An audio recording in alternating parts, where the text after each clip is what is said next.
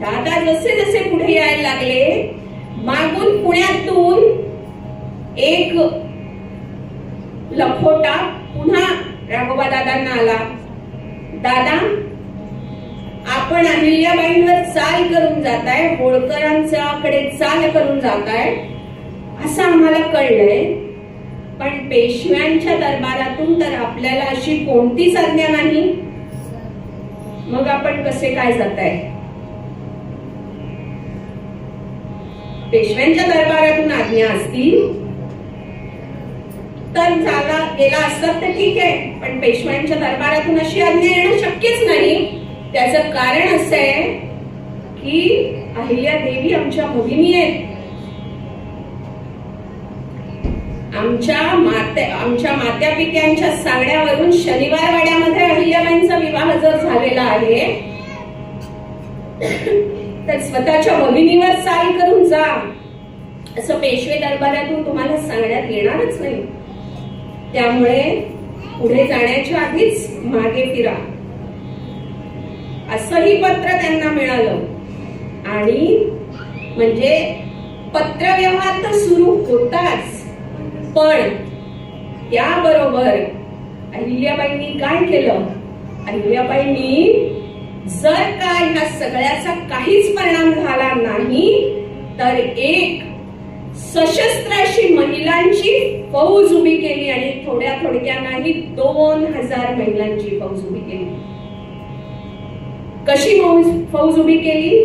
फौज उभी करण्याच्या आधी राघोबा दादांना एक पत्र लिहिलं आणि त्यांनाही सांगितलंय. काय सांगितलंय? दादा नररत्न तुम्ही, दादा नररत्न तुम्ही, भूषविता सदा असे महिला, भूषविता सदा असे महिला. महिला म्हणजे पृथ्वी. तुम्ही एवढे नररत्न आहात की आजही तो हिमाचल तुमच्या तलवारीने अख्खा देश दणाणून होतो. दादा नररत्न तुम्ही, भूषविते पौरुषे सदा महिला.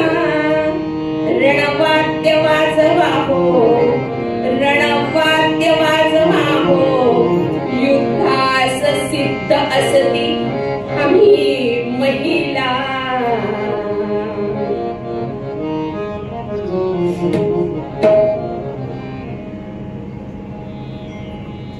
जर का चाल करूनच येणार असाल, रणवाद्य वाजवतच येणार असाल तर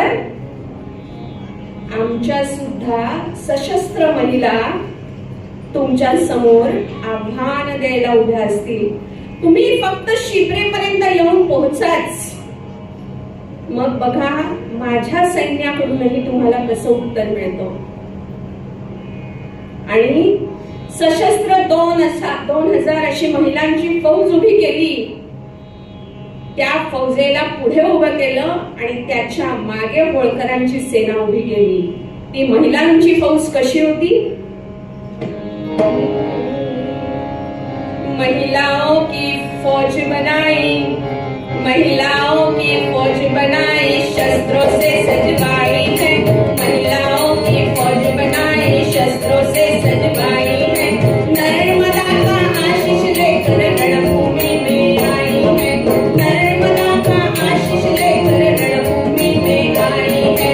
युद्ध करो या चूड़ी पहनो, बात यही बदलाई है. युद्ध करो या चूड़ी पहनो, बात यही बदलाई है. और रणचंडी का रूप ये देखो, गर्दन यूं झुकवाई है. और रणचंडी का रूप ये देखो, गर्दन यूं झुकवाई है. ये देखो गर्दन यूं झुकवाई है. 2000 सशस्त्र महिला शिप्रेच्या किनाऱ्यावर आणून उभ्या केल्या.